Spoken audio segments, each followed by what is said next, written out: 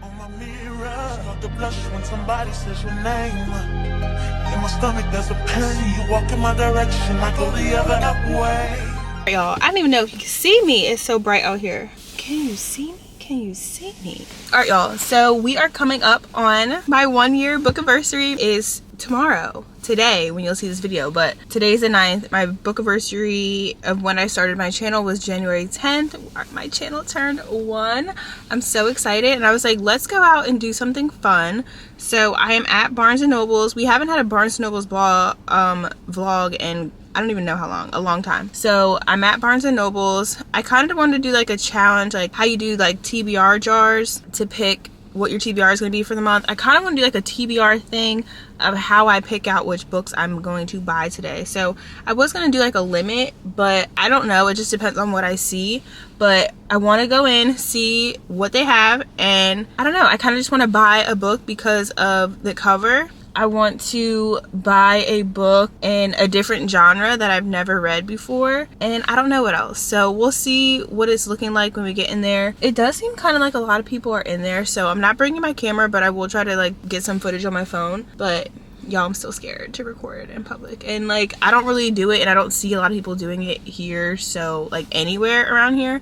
So I don't want people looking at me like I'm crazy, but one day we'll get there. So let's go.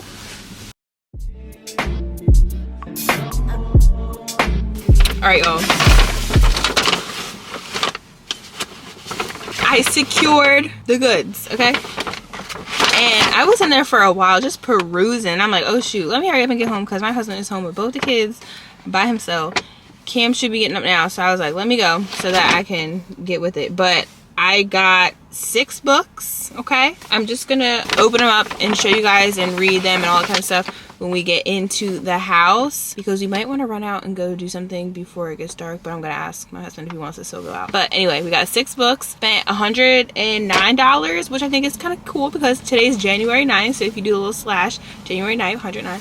If you round it up, it's 110. First year anniversary on BookTube is 110. Look at that.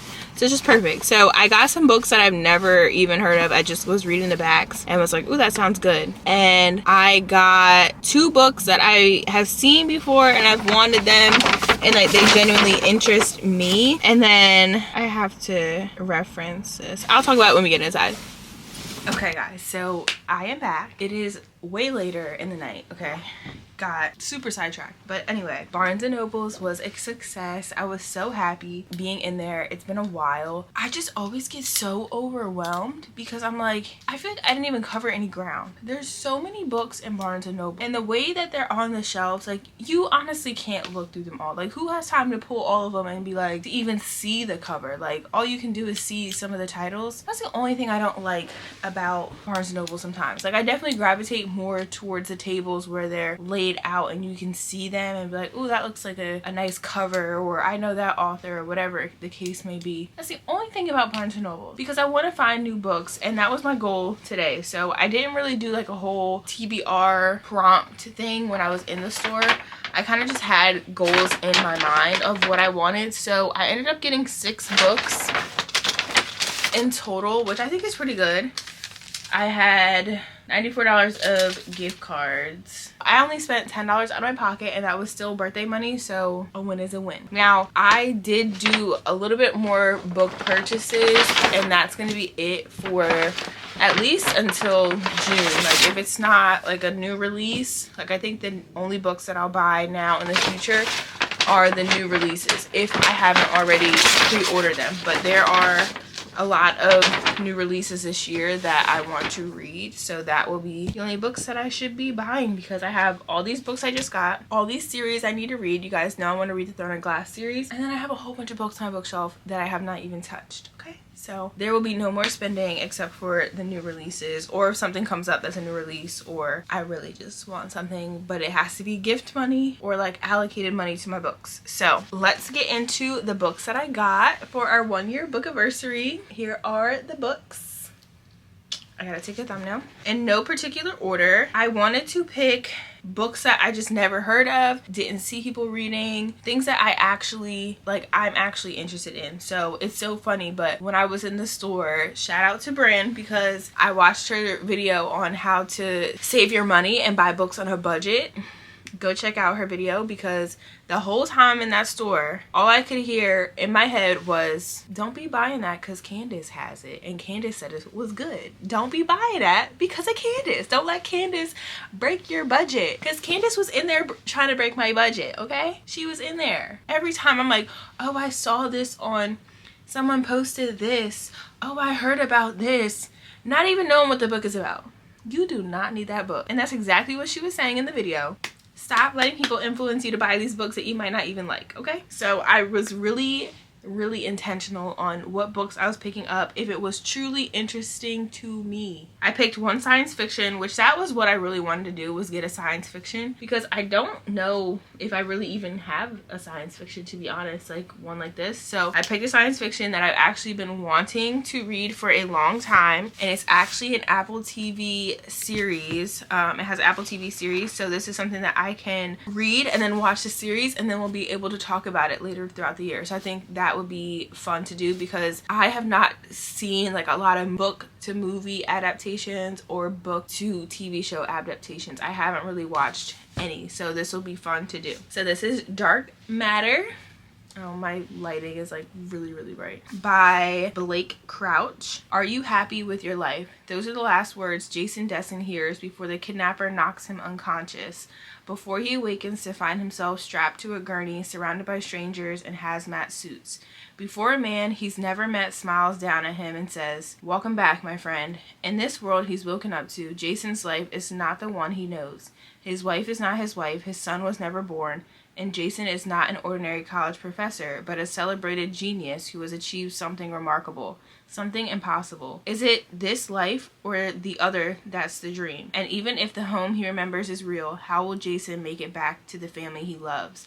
Like, okay, this is gonna be action-y, if that's a word. From the author of best-selling Wayward Pines trilogy, Dark Matter is a mind-bending thriller about choices, paths not taken, and how far we'll go to claim the lives we dream of. So I'm really excited for this one. Next we have The Second Chance Hotel by Sierra Godfrey. Never seen this anywhere. Never seen it anywhere. I was perusing all those little tables. It's all fun and games until you accidentally marry a stranger in Greece and inherit a hotel. Amelia Lang's life is kind of a mess. She's stuck living at home with her narcissistic mother. Her tech bro ex-boyfriend deliberately sabotages her at work, and she gets fired after throwing a mug at his head. It's okay, she missed. Then she has a major falling out with her best friend, so Amelia does what Amelia does best. She runs away. After traveling around Europe for 3 months, she settles on a small Greek island to reset her life and figure out what's next. But after too much restina, she gets tricked into marrying James, another guest at the hotel who is perfectly nice but perfectly boring. To top it off, they are gifted the very hotel they're staying in, a hotel they don't want that is in desperate need of some TLC. They agree to keep the hotel open through the busy summer season for the sake of the island's quirky but well-meaning residents, after which Amelia plans to return home to start rebuilding her disastrous life. Amelia and James must work together to determine how to get out of their situation. Easier said than done for Amelia, who started to feel a strong spark of attraction for James.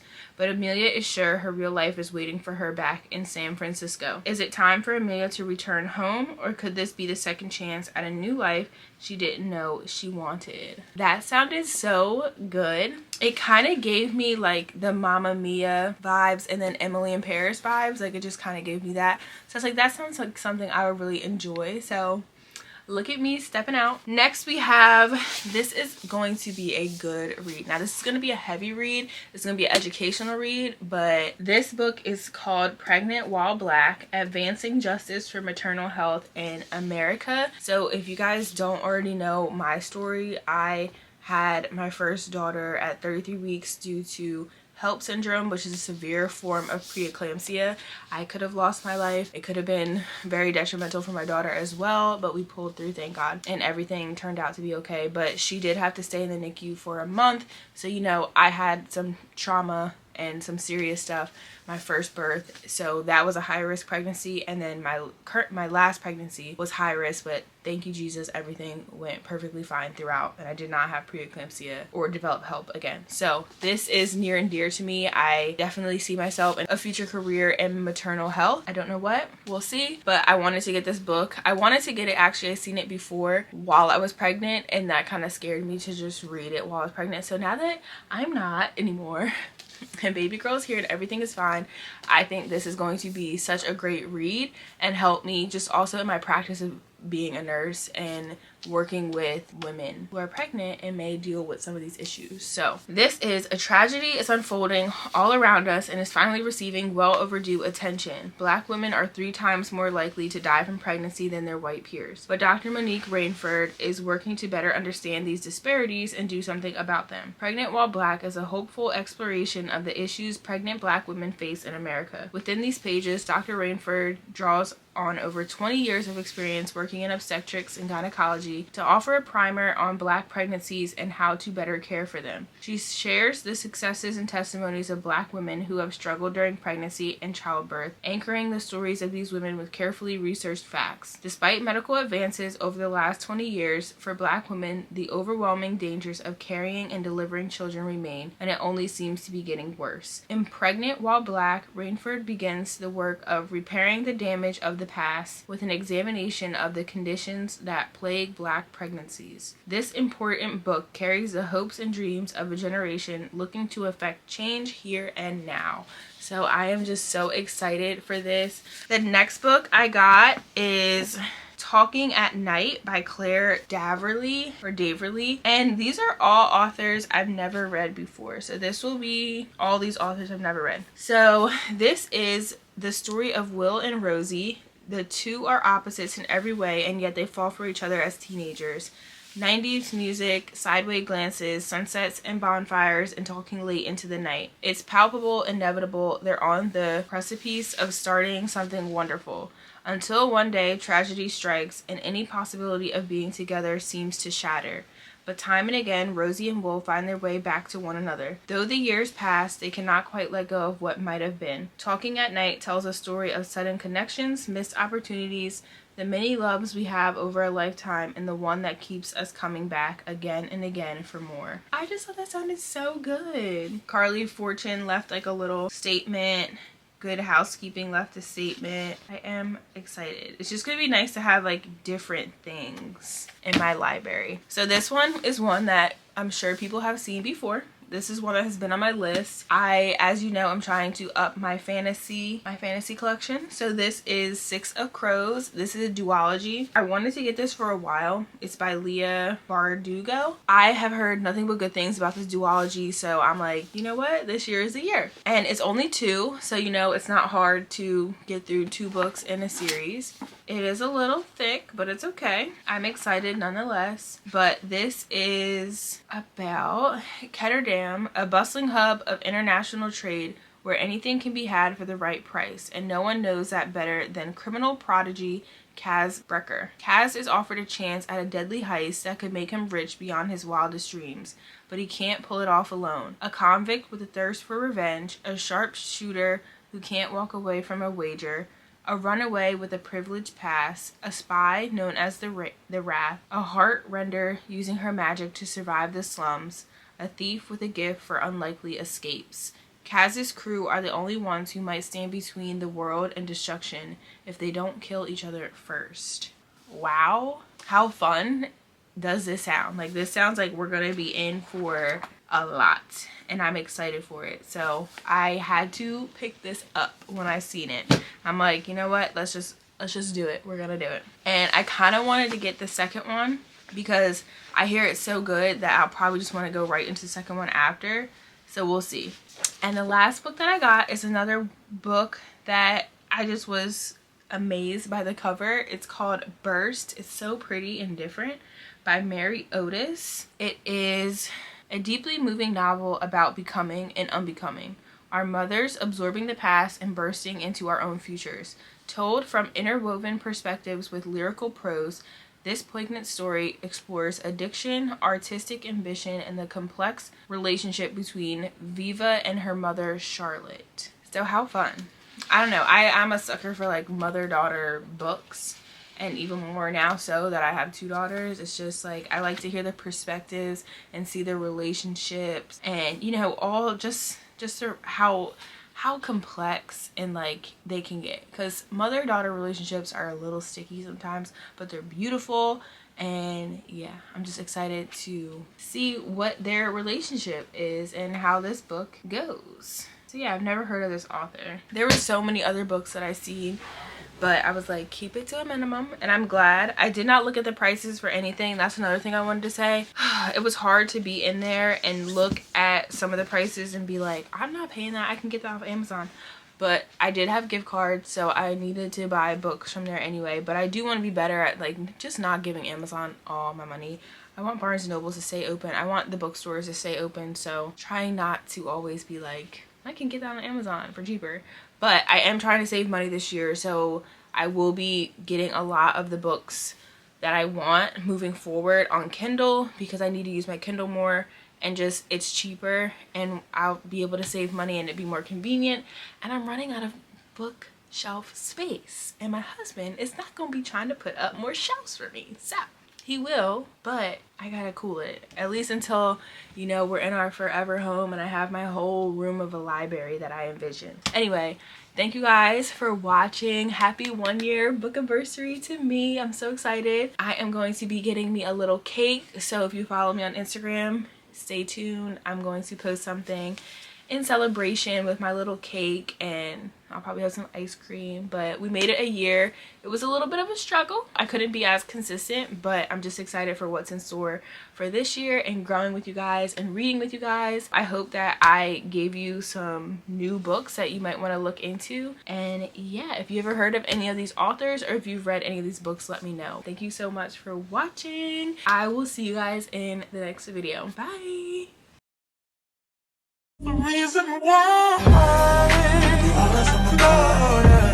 You come around like it's shit. I see you,